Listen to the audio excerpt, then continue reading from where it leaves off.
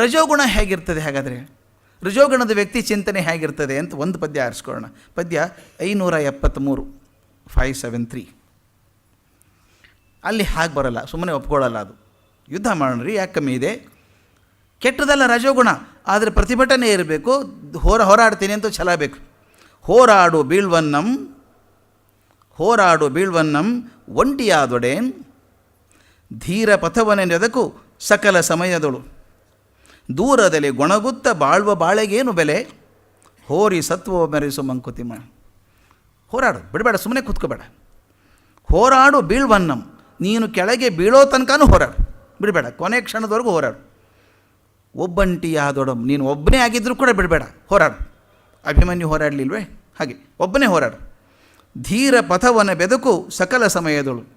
ಅಳುಬುರ್ಕ್ ಹಾದಿ ಹುಡುಕಬೇಡ, ಶಾರ್ಟ್ಕಟ್ಸ್ ಹುಡುಕಬೇಡ.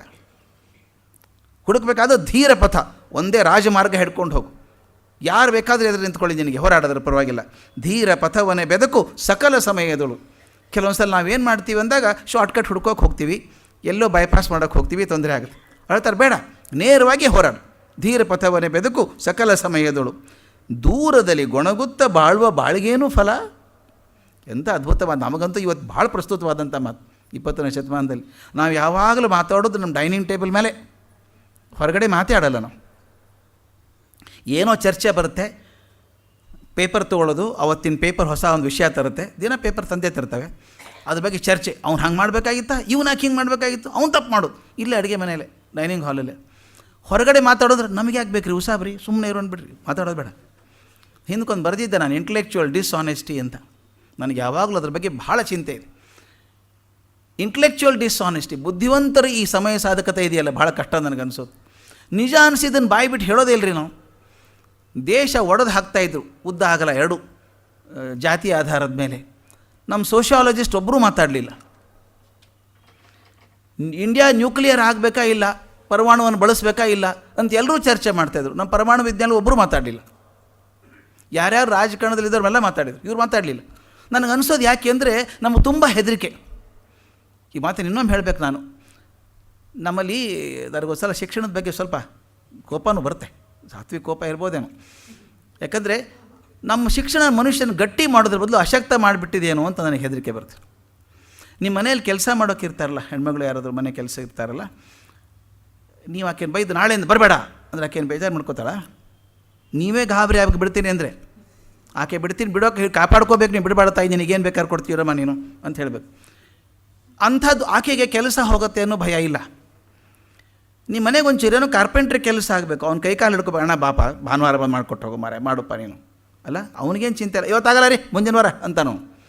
ಅವನಿಗೆ ಕೆಲಸದ ಭಯ ಇಲ್ಲ, ಇಲೆಕ್ಟ್ರಿಷಿಯನ್ಗೆ ಭಯ ಇಲ್ಲ, ಗಾರೆ ಕೆಲಸದವನು ಭಯ ಇಲ್ಲ. ಆದರೆ ನಮ್ಮ ಪೋಸ್ಟ್ ಗ್ರ್ಯಾಜುಯೇಟ್ಸಿಗೆ ಭಾರಿ ಭಯ ಇದೆ, ನೌಕರಿಯಲ್ಲಿ ಹೋಗ್ಬಿಡುತ್ತೋ ಅಂತ. ನನಗಿದು ಯಾವಾಗಲೂ ಕಾಡುತ್ತೆ ನನ್ನ ಸ್ವಭಾವ. ನಾನು ಹೇಳಿದೆ ಒಂದು ಸಲ ಲಾಸ್ ಆ್ಯಂಜಲೀಸಿಗೆ ಹೋದಾಗ ಒಬ್ಬರು ಮನೆಗೆ ಹೋಗ್ಬೇಕಾಯ್ತು. ಮತ್ತು ತಮಿಳು ಹುಡುಗ, ಅವನು ನೇಣು ಹಾಕ್ಕೊಂಡು ಸತ್ತೋಗಿದ್ದಾನೆ. ಅವ್ನು ನೋಡ್ರಿ IIT ಚೆನ್ನೈದಿಂದ BTech ಮಾಡ್ಕೊಂಡಿದ್ದಾನೆ, ಖರಗ್ಪುರದಿಂದ MTech ಮಾಡ್ಕೊಂಡಿದ್ದಾನೆ, ಅಲ್ಲೋಗಿ ಕೆಲಸ ಮಾಡ್ತಾನೆ, IT ಕಂಪ್ನಿಯಲ್ಲಿ ದೊಡ್ಡದ ಕೆಲಸ ಮಾಡ್ತಾನೆ. ಆ ರಿಸೆಷನ್ ಶುರು ಆದಾಗ ನೌಕರಿ ಕಳ್ಕೋಕೆ ಶುರು ಮಾಡಿದರು. ಇವನು ಸ್ನೇಹಿತನ ಕೆಲಸ ಹೋಯ್ತಂತೆ, ಇವನಿಗೇನಾಗಿಲ್ಲ, ನನಗೂ ಹೋಗ್ಬಿಡುತ್ತೆ ಕೆಲಸ ಅಂತ ನೇಣು ಹಾಕ್ಕೊಂಡು ಸತ್ತದ. ನನಗನ್ಸೋದು ಏನಪ್ಪ ನೀನು BTech MTech ಏನೂ ಕಲಿಸ್ಲಿಲ್ವಾ? ಒಂದು 10,000 ನೌಕರಿ ಬಡ್ಕೋಆಗಲ್ವ ನಿನ್ನ ಕಡೆಗೆ ಇಷ್ಟೆಲ್ಲ ಕಲ್ತ ಮೇಲೆ? ಆ ಹೆಣ್ಮಗಳಿಗಿರುವಂಥ ಧೈರ್ಯ ನನಗಿಲ್ವಾ ಅಲ್ವಾ? ನನಗನ್ಸೋದು ಭಯ ಆಗೋದು ಇದು. ಅದಕ್ಕೆ ಹೇಳ್ತಾರೆ, ದೂರದಲ್ಲಿ ಗೊಣಗುತ್ತ ಬಾಳುವ ಬಾಳಿಗೇನು ಫಲ. ನಾವು ಬರೀ ಗೊಣಕೊಂಡೇ ಜೀವನ ಕಲಿತೀವಿ, ಧೈರ್ಯವಾಗಿ ಮಾತಾಡಲ್ಲ. ಆದರೆ ನಮ್ಗೆ ಯಾರೂ ಶಾಲೆಗೆ ಹೋಗದಂಥವ್ರು ಇರ್ತಾರಲ್ಲ, ಅವ್ರು ಬೇಕಾದ್ರೆ ಪ್ರೈಮ್ ಮಿನಿಸ್ಟರ್ ಆಫೀಸ್ ನುಗ್ಗಿಬಿಡ್ತಾರೆ, ಬನ್ನಿರಿ ಹೋಗೋಣ, ಅದೇನು ಮಾಡ್ತಾರೆ ನೋಡೋಣ ಬನ್ನಿರಿ ಅಂತಾರೆ. ನಾವು ಅಪ್ಲಿಕೇಶನ್ ಹಾಕಬೇಕು, ಸೆಕ್ರೆಟ್ರಿ ಕಾಂಟ್ಯಾಕ್ಟ್ ಮಾಡೋದಕ್ಕೆ 3 ತಿಂಗಳು ಆಗೋಲ್ಲ ನಮ್ಮ ಕಡೆದು. ಯಾಕಂದ್ರೆ ನಮ್ಗೆ ಇಷ್ಟು ಹೆದರಿಕೆ ಬಂದುಬಿಟ್ಟಿದೆ ಅಲ್ಲಿ ವ್ಯವಸ್ಥೆಯಲ್ಲಿ. ಸುಮ್ಮನೆ ಮಾತಾಡೋದು, ಅವ್ರ ಮುಂದೆ ಹೇಳ್ಬೇಡ್ರಪ್ಪ ಮತ್ತೇನು ಅಂದ್ಕೊಂಡಾರ ಅವರು ಅಂತ. ನೀವು ನೋಡಿದ್ದೀರಾ, ನಾನು ಎಷ್ಟೋ ಸಲ ನೋಡಿದ್ದೀನಿ, ಮೀಟಿಂಗ್ಸ್ ಇರ್ತಾವೆ, ಎಕ್ಸಿಕ್ಯೂಟಿವ್ ಮೀಟಿಂಗ್ಸಲ್ಲಿ ಚೇರ್ಮನ್ ಮೀಟಿಂಗ್ ಕಂಡಕ್ಟ್ ಮಾಡ್ತಾ ಇರ್ತಾರೆ, ಎಲ್ಲರೂ ಕೂತಿದ್ದಾರೆ, ಹಿಂಗೆ ಕೂತಿರ್ತಾರೆ ಸೀರಿಯಸ್ಸಾಗಿ ಎಲ್ಲರೂ. ಮೀಟಿಂಗ್ ಮುಗಿದು ಮನೆಗೆ ವಾಪಸ್ ಬಂದಮೇಲೆ, ರೂಮಿಗೆ ಬಂದಮೇಲೆ, ನಾನು ಆ್ಯಕ್ಚುಲಿ ಹೇಳ್ಬೇಕಂತ ಮಾಡಿದ್ದೆ ರೀ ಸರಿಯಾಗಿ, ಸುಮ್ಮನೆ ಏನು ಹೇಳೋದು ಅಂತ ಬಿಟ್ಬಿಟ್ಟೆ. ಅಲ್ಲಿ ಮಾತಾಡಲ್ಲ ಅವರು, ಇಲ್ಲೇ ಮಾತಾಡೋದು ಹೊರಗೆ ಬಂದು. ಇದಿಲ್ವ ನೋಡಿಲ್ವ, ಇವತ್ತು ನೋಡ್ತೀವಲ್ಲ, ಇದನ್ನು ಡಿವಿಜ್ ಹೇಳುವಂಥ ಮಾತು. ಸುಮ್ಮನೆ ಮೂಲೆ ಕೂತು ಗೊಣಗಬೇಡ್ರಿ, ಎಲ್ಲಿ ಹೇಳಬೇಕು ಅಲ್ಲಿ ಹೇಳ್ರಿ ಸರಿಯಾಗಿ. ಹೇಳೋ ಧೈರ್ಯ ಇಲ್ಲ ನನಗೆ. ಅದಕ್ಕೆ ಹೇಳ್ತಾರೆ, ದೂರದಲ್ಲಿ ಗೊಣಗುತ್ತ ಬಾಳುವ ಬಾಳ್ಗೇನು ಫಲ ಹೋರಿ ಸತ್ವವ ಮೆರೆಸು ಮಂಕುತಿಮ್ಮ. ಹೋರಾಡು, ಸತ್ವ ಬೆರೆಸು. ಎಲ್ಲರೂ ಹೆದರ್ಕೊಂಡು ಕೂತ್ರೆ ಎಲ್ಲರೂ ಎತ್ತಿ ಹಾಕಿದ ಹಾಗೆ ಮೆರಿಟ್ಸ್ಬರ್ಗ್ ಪ್ಲ್ಯಾಟ್ಫಾರ್ಮ್ ಮೇಲೆ ಗಾಂಧಿನೂ ಎತ್ತಿ ಹಾಕಿದರು. ರಾತ್ರಿ 1 ಗಂಟೆ ಚಳಿಯಲ್ಲಿ. ಬೇಕಾದಷ್ಟು ಜನ ಒಗೆದಿದ್ರು ಅವರು. ಅಲ್ಲಿ ಬ್ಲ್ಯಾಕ್ಸಿಗೆ ಅವಕಾಶ ಇಲ್ಲ ಫಸ್ಟ್ ಕ್ಲಾಸ್ ಹೋಗೋದಕ್ಕೆ, ಟಿಕೆಟ್ ಇದ್ದರೂ ಹೋಗೋಂಗಿಲ್ಲ. ಬೇಕಾದಷ್ಟು ಜನ ಒಗೆದಿದ್ರು, ಮುಂದೆ ಹೋಗಿದ್ರು ಪ್ಲ್ಯಾಟ್ಫಾರ್ಮ್ ಮೇಲೆ. ಆದರೆ ಎಲ್ಲರೂ ಎದ್ದು ಬೇರೆ ಟ್ರೈನಿಗೆ ಕಂಪಾರ್ಟ್ಮೆಂಟಿಗೆ ಹೋಗ್ಬಿಟ್ರು. ಇವ್ರು ಹೋಗಲಿಲ್ಲ. ಹೋದವ್ರ ಹೆಸರು ಒಬ್ಬರದ್ದು ನೆನಪಿಲ್ಲ ನಮಗೆ, ಗೊತ್ತಾ? ಯಾರ್ಯಾರು ಎದ್ದು ಬಯಸ್ಕೊಂಡು ಬೇರೆ ಕಡೆ ಹೋಗಿ ಕೂತ್ಕೊಂಡ್ರೋ, ಪ್ರವಾಸ ಮಾಡಿದ್ರೋ, ಅವರೊಬ್ಬರ ಹೆಸರು ನಮಗೆ ದಾಖಲೆ ಆಗಲಿಲ್ಲ ಇತಿಹಾಸದಲ್ಲಿ. ಗಾಂಧಿ ಹೆಸರು ಮರೆಯೋಲ್ಲ, ಯಾಕಂದರೆ ಓರಿ ಸತ್ತು ಓ ಮೆರೆಸು. ಇದು ಹೇಳೋದಿಷ್ಟೇ. ಸುಮ್ಮನೆ ದೂರದಲ್ಲಿ ಗೊಣಗೋದಕ್ಕಿಂತ ಅವರು ವಿಚಾರ ಮಾಡಿದರು, ನಾನು ಫಸ್ಟ್ ಕ್ಲಾಸ್ ಟಿಕೆಟ್ ಇದೆ, ನಾನು ಬಾರ್ ಎಟ್ ಲಾ ಇದ್ದೀನಿ, ಬ್ಯಾರಿಸ್ಟರ್ ಇದ್ದೀನಿ, ನಾನು ಹಾಕ್ತಾರೆ, ಹಂಗೆ ನಾನು ಇಷ್ಟು ಜನಕ್ಕೆ ಆಗಿರ್ಬೇಕು. ಹೀಗೆ ರಾತ್ರಿ ಎಲ್ಲ ಕೂತ್ಕೊಂಡ್ರು, ಮರುದಿಷ್ಟು ಚಿಂತೆ ಮಾಡಿದ್ರು, ಏನೋ ಒಂದು ಆಯಿತು ಕೆಲಸ. ಆ ಹೋರಿ ಸತ್ವ ಮೆರೆಸು ಅಂತಿದೆಯಲ್ಲ, ಇದು ರಜೋಗುಣ ಬರಬೇಕಿತ್ತು ನಮಗೆ. ಪೂರ್ತಿ ಸತ್ವಗುಣದಲ್ಲೇ ಆಗ್ತೀವಿ ಅಂತಲ್ಲ, ಅದಕ್ಕೆ ಭಾಳ ಚಂದ ಹೇಳ್ತಾರೆ, ಡಿ ವಿ ಜಿ ಭಾಳ ಚಂದ ಹೇಳ್ತಾರೆ ಅದನ್ನು. ಕೆಲವರು ಎಷ್ಟು ಒಳ್ಳೆಯವರು ಅಂದ್ರೆ ಪಾಪ ಅವ್ರ ಕಡೆಯಿಂದ ಏನೂ ಆಗಲ್ಲ. ಪಾಪ ರೀ ಅನ್ನಲ್ವ ನಾವು, ಪಾಪ ಒಳ್ಳೆಯವರು ಆದರೆ ಏನೂ ಆಗಲ್ಲ. ಅದಕ್ಕೆ ನಾವು ಹೇಳ್ತೀವಿ, ಇಂಗ್ಲೀಷಲ್ಲಿ ಮಾತಿದೆ, ಗುಡ್ ಫಾರ್ ನಥಿಂಗ್ ಅಂತ. ಭಾಳ ಒಳ್ಳೆಯವರು, ಏನೂ ಕೆಲಸ ಆಗಲ್ಲ ಅವ್ರ ಕಡೆಯಿಂದ. ಅದಕ್ಕೆ ಹಾಗಾಗಬಾರ್ದು. ಹೋರಿ ಸತ್ವ ಮೆರೆಸು ಮಂಕುತಿಮ್ಮ, ಈ ರಜೋಗುಣನೂ ಸ್ವಲ್ಪ ಬೇಕು. ಕೆಲವೊಂದು ಸಲ ಮನಸ್ಸಿಗೆ ತಾಮಸಿಕೆ ಬಂದುಬಿಡ್ತದೆ, ಏನೂ ಆಗಲ್ಲಪ್ಪ ಜೀವನದಲ್ಲಿ, ಏನೂ ಭವಿಷ್ಯ ಇಲ್ಲ ಅಂತನೂ ಹಂಗೆ ಅನಿಸುತ್ತೆ. ಅದೆಷ್ಟು ಚೆನ್ನಾಗಿದೆ ಪದ್ಯ ನೋಡಿ, ಪದ್ಯ 15:15.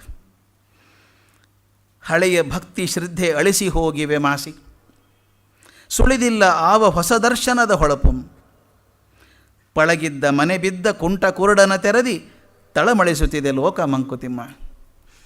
ಇದರಲ್ಲಿ ಬರೀ ಇರೋ ವ್ಯವಸ್ಥೆ ಹೇಳ್ತಾರೆ. ಹೆಂಗಾಗಿದೆ ನಮ್ಮ ಪರಿಸ್ಥಿತಿ, ಎಲ್ಲಿಗೆ ಬಂದುಬಿಟ್ವಿರಿ ನಾವು? ಹಳೆಯ ಭಕ್ತಿ ಶ್ರದ್ಧೆ ಅಳಿಸಿ ಹೋಗಿವೆ ಮಾಸಿ.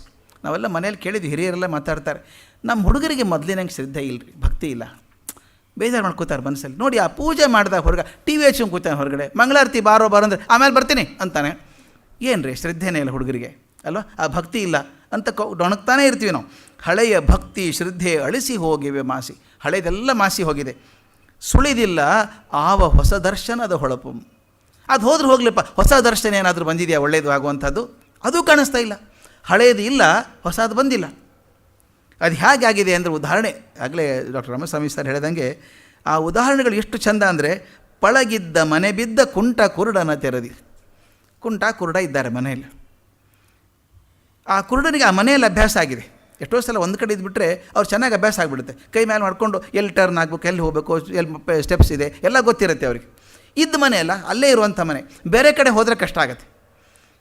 ಇವರು ಆ ಮನೇಲಿ ಇದ್ದಾರೆ ಭಾಳ ವರ್ಷ, ಕುಂಟ ಕುರುಡ ಮನೇಲಿ ಇದ್ದಾರೆ, ಭಾಳ ದಿವಸದಿಂದ ಇದ್ದಾರೆ. ಒಬ್ಬನ ನಡೆಯೋಕ್ಕಾಗಲ್ಲ, ಒಬ್ಬನಿಗೆ ಕಾಣಿಸಲ್ಲ. ಆದರೆ ಪಳಗಿದ್ದ ಮನೆ, ಅಷ್ಟು ವರ್ಷ ಇದ್ದಂಥ ಮನೆ ಬಿದ್ದು ಹೋಗಿದೆ. ಹೊಸ ಮನೆಗೆ ಬರಬೇಕಾಯ್ತು. ಮೊದಲೇ ತಮಗೆ ವಿಕಲತೆ ಇದೆ, ಕಷ್ಟ ಇದೆ, ಅಂಥದ್ರೊಳಗೆ ಇದ್ದ ಮನೇನೂ ಹೋಯ್ತಲ್ಲ. ಅಭ್ಯಾಸವಾಗಿದ್ದಂಥ ಮನೆಯಲ್ಲಿ ಹಾಗಾದರೂ ನಡ್ಕೊಂಡು ಹೋಗ್ಬೋದಪ್ಪ ಸುಲಭವಾಗಿ.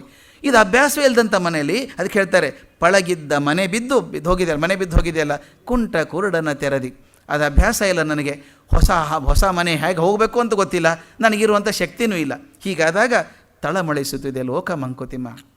ಇದರಲ್ಲಿ ನಮ್ಮ ಮನಸ್ಸಿಗೆ ತಳಮಳ ಆಗಿದೆ ಅಂತ ಹೇಳುವಂಥದ್ದು ಇದು ವಾಸ್ತವ.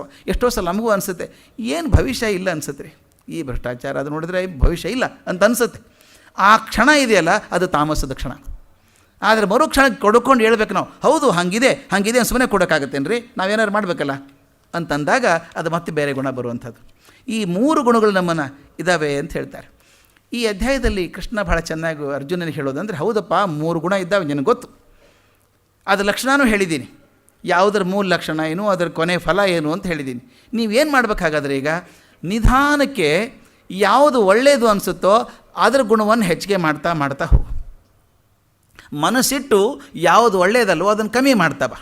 ಅಷ್ಟೇ ಅಲ್ವಾ ಜೀವನ ಇರೋದು. ನಾನು ಹೇಳ್ತೀನಿ, life is all about making your ಸ್ಟ್ರೆಂಗ್ stronger and making weaknesses irrelevant. ಅಷ್ಟೇ ಇರೋದು. ನಮ್ಮ ಶಕ್ತಿಗಳನ್ನು ಬಲಪಡಿಸಬೇಕು, ನಮ್ಮ ಅಶಕ್ತತೆಗಳನ್ನು ಕಮ್ಮಿ ಮಾಡ್ತಾ ಹೋಗಬೇಕಷ್ಟೇ. ಇರೋದು ರಜೋಗುಣ ಬೇಕು, ಸ್ವಲ್ಪ ಬೇಕು. ಅದು ಹೇಳ್ತಲ್ಲ, ಬಂಗಾರ 24 ಕ್ಯಾರೆಟ್ ಏನೂ ಮಾಡೋಕ್ಕಾಗಲ್ಲ, ಸ್ವಲ್ಪ ತಾಮ್ರ ಸೇರಿಸ್ಬೇಕು. ಹಾಗೆ ಸ್ವಲ್ಪ ರಜೋಗುಣ ಇರಲಿ. ತಾಮಸಿಕೆ ಒಳ್ಳೆಯದಲ್ಲ, ಕಮ್ಮಿ ಮಾಡ್ಕೊಂಡು ಹೋಗಿ. ಸತ್ವಗುಣ ಹೆಚ್ಚಿಗೆ ಮಾಡ್ಕೊಳ್ಳಿ. ಹಾಗೆ ಮಾಡ್ಕೊಳ್ಬೇಕು. ಹಾಗೆ ಮಾಡ್ಕೊಂಡು ಕೊನೆಗೆ ಕೃಷ್ಣ ಹೇಳ್ತಾನೆ ಅರ್ಜುನನಿಗೆ, ನೀ ತ್ರಿಗುಣಾತೀತನಾಗಬೇಕು ಅಂತ, ಈ 3 ಗುಣಗಳನ್ನು ದಾಟಿ ಹೋಗಬೇಕು ಅಂತ ಹೇಳ್ತಾನೆ. ಇದು ಹೇಳಿದಾಗ ನನಗೊಂದು ನೆನಪಾದದ್ದು, ಬಹುಶಃ ಹಿಂದಕ್ಕೊಮ್ಮೆ ಹೇಳಿದ್ದು ನೆನಪಿಲ್ಲ ನನಗೆ. ನಮ್ಮಲ್ಲಿ ಚಿನ್ಮುದ್ರೆ ಅಂತ ಬರುತ್ತೆ, ಅಥವಾ ಧ್ಯಾನ ಮುದ್ರೆ ಅಂತ ಮಾಡ್ತಾರೆ.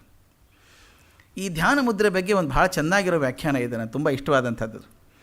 ಧ್ಯಾನ ಮುದ್ರೆ ಹೀಗಿದೆ, ಅದು ಹೇಳ್ತಾರೆ ಹೇಗಿದೆ ಅಂದರೆ, ಈ ಹೆಬ್ಬಟ್ಟಿದೆಯಲ್ಲ ನಮ್ಮ ಕೈಯಲ್ಲಿ, ಇದು ಭಗವಂತ. ಹೆಬ್ಬೆಟ್ಟು ಭಗವಂತ. ಈ ತೋರು ಬೆರಳಿದೆಯಲ್ಲ ಅದು ನಾವು ಜೀವಾತ್ಮ. ಇದು ಜೀವಾತ್ಮ, ಇದು ಪರಮಾತ್ಮ. ನೋಡಿ ದೂರನೇ ಇರ್ತದೆ ಯಾವಾಗಲೂ ಪರಮಾತ್ಮ, ಹತ್ತಿರ ಇರಲ್ಲ ಅದು. ನೋಡಿ 4 ಬೆರಳು ಜೊತೆಗಿರ್ತವೆ. ಈ ಜೀವಾತ್ಮ ಇದೆಯಲ್ಲ ಈ 3 ಜೊತೆಗೇ ಇರ್ತದೆ ಯಾವಾಗಲೂ. ಹಿಂಗೆಂದೂ ಬೆರಳು ಇರಲ್ಲ ಯಾರ್ದು, ಅನ್ಲೆಸ್ ಇಟ್ಸ್ ಅ ಡಿಫಾರ್ಮಿಟಿ. ಈ ಬೆರಳು ಯಾವಾಗಲೂ ಹಿಂಗೆ ಇರೋದು. ಹೀಗಿದ್ದಾಗ ನೋಡಿ ಈ ಬೆರಳಿದೆಯಲ್ಲ ಜೀವಾತ್ಮ, ನಾನು ಅನ್ನುವಂಥ ಮನುಷ್ಯ ಈ 3 ಜೊತೆಗೇ ಇರ್ತಾನೆ ಯಾವಾಗಲೂ, ಬೇರೆ ಗತಿನೇ ಇಲ್ಲ. ನಾನು ನಿನ್ನೆ ಹೇಳಿದ ಹಾಗೆ ಆ ತ್ರಿಗುಣಗಳು ಒಳಗಿದ್ದ ಕ್ಷೇತ್ರಜ್ಞನನ್ನು ಕೂಡ ಬದಲಾಯಿಸ್ತವೆ ಅಂತ. ಅವುಗಳ ವಾಸನೆ, ನಾನು ಹೇಳಿದೆ ಬೆಳ್ಳುಳ್ಳಿ ಕತ್ತರಿಸಿದಾಗ, ಈರುಳ್ಳಿ ಕತ್ತರಿಸಿದಾಗ ಕೈಗೆ ಹೇಗೆ ವಾಸನೆ ಅಂಟ್ಕೊಳ್ಳುತ್ತೋ ಹಾಗೆ 3 ಇವುಗಳ ವಾಸನೆ ಇವು ಅಂಟ್ಕೊಳ್ಳುತ್ತೆ. ಅವು ಯಾವ್ದು ಹೆಚ್ಚಾಗಿದೆ ನಿಮಗೆ ಗೊತ್ತದು. ಸತ್ವ ರಜಸ್ ತಮಸ್, ಈ 3 ಬೆರಳಿದ್ದಾವಲ್ಲ ಈ 3 ತ್ರಿಗುಣಗಳು ಸತ್ವ ರಜಸ್ ತಮಸ್, ಇದ್ರ ಜೊತೆಗೇ ಇರೋದ್ರಿಂದ ಇದಕ್ಕೂ ಕೂಡ ಅದರ ವಾಸನೆ ಬರುತ್ತೆ. ಈಗ ಧ್ಯಾನ ಮುದ್ರೆ ಬರಬೇಕಾದ್ರೆ, ಚಿನ್ಮುದ್ರೆ ಬರಬೇಕಾದ್ರೆ ಏನು ಮಾಡಬೇಕು? ಎಷ್ಟು ಚೆನ್ನಾಗಿದೆ ನೋಡಿ. ಈ 3 ಬೆರಳು ಹಿಂಗಿದ್ದಾವೆ, ಏನು ಮಾಡಿದ್ರೂ ಈ ಬೆಟ್ಟ ತುದಿ ಮುಟ್ಟೋಕ್ಕಾಗಲ್ಲ. ಅದಕ್ಕೆ ಇದು ಬಗ್ಬೇಕಾಗತ್ತೆ. ಬಗ್ಬೇಕಾದ್ರೆ ಮೊದಲಿನ 3 ಬೆರಳನ್ನು ಬಿಡಬೇಕು. ಎಷ್ಟು ಚೆನ್ನಾಗಿದೆ ನೋಡಿ. ಆ ತ್ರಿಗುಣಗಳನ್ನು ಬಿಟ್ಟಬೇಕು ಮೊದಲು. ಬಿಡೋದಷ್ಟೇ ಅಲ್ಲ, ಅಹಂಕಾರವನ್ನು ಕಳ್ಕೊಳ್ಬೇಕು, ಬಾಗಬೇಕು. ಬಾಗದಾಗ ಪರಮಾತ್ಮನೂ ಮೇಲೆ ಬರ್ತಾನೆ, ಅಲ್ಲಿವರೆಗೂ ಬರಲ್ಲ ಅವನು. ಬಂದಾಗ ಚಿನ್ಮುದ್ರೆ ಆಗ್ತದೆ. ಎಷ್ಟು ಚೆನ್ನಾಗಿದೆ ನೋಡಿ ಇದು. ಈ 3 ತ್ರಿಗುಣಗಳನ್ನು ಬಿಡಬೇಕು ಮೊದಲು. ತ್ರಿಗುಣಗಳನ್ನು ದಾಟೋದಷ್ಟೇ ಅಲ್ಲ, ಅಹಂಕಾರ ಕಳ್ಕೊಂಡು ಬಾಗಬೇಕು. ನಾನು ಬಿಟ್ಟಿದ್ದೇನೆ, ಬಾಗಿದ್ದೇನೆ ಅಂತ ಗೊತ್ತಾದಾಗ ಪರಮಾತ್ಮ ಕೂಡ ಮೇಲೆ ಬರ್ತಾನೆ, ಕೈ ಹಿಡ್ಕೊಳ್ತಾನೆ. ಈಗ ಇದು ಸೇರಿಕೊಂಡಾಗ ಏನಾಯ್ತು ನೋಡಿ, ಈ ತೋರು ಬೆರಳು ಹೆಬ್ಬೆರಳನ್ನು ಸೇರಿಕೊಂಡಾಗ ಒಂದು ವೃತ್ತ ಆಯಿತು, ಸರ್ಕಲ್ ಆಯ್ತು. ಇಲ್ಲಿ circle is the only object which has no beginning and no end. ವೃತ್ತಕ್ಕೆ ಎಲ್ಲಿಂದ ಶುರು ಮಾಡಿದ್ವಿ ಎಲ್ಲಿಂದ ಮುಗಿಸಿದ್ವಿ ಅಂತಿಲ್ಲ, ಎಲ್ಲ ಕಡೆಯೂ ಹಾಗೇ. ಹಾಗೆ ಒಂದು ಸಲ ಭಗವಂತನ ಕೃಪೆಯಾಗಿ ನಿಮ್ಮನ್ನು ಕೈ ಹಿಡಿದು ಬಿಟ್ಟರೆ, ಎಲ್ಲಿ ಭಗವಂತ ನೀನು ಐಕ್ಯ ಆಗಿ ಹೋದ್ರಿ ಭಗವಂತನೊಳಗೆ, ಸೇರ್ಕೊಂಡ್ಬಿಟ್ರಿ ನೀವು ಅಂತ. ಇದು ಆಗಬೇಕಾದ್ರೆ, ಚಿನ್ಮುದ್ರೆ ಆಗಬೇಕಾದ್ರೆ ತ್ರಿಗುಣಗಳನ್ನು ಬಿಡಬೇಕು ಅಂತ. ಅದು ಹೇಳ್ತಾನೆ, ತ್ರಿಗುಣಾತೀತನಾಗಬೇಕು ಮನುಷ್ಯ. ತ್ರಿಗುಣಾತೀತನಾದಾಗ ಪ್ರಪಂಚಾತೀತನಾಗ್ತಾನೆ ಅಂತ.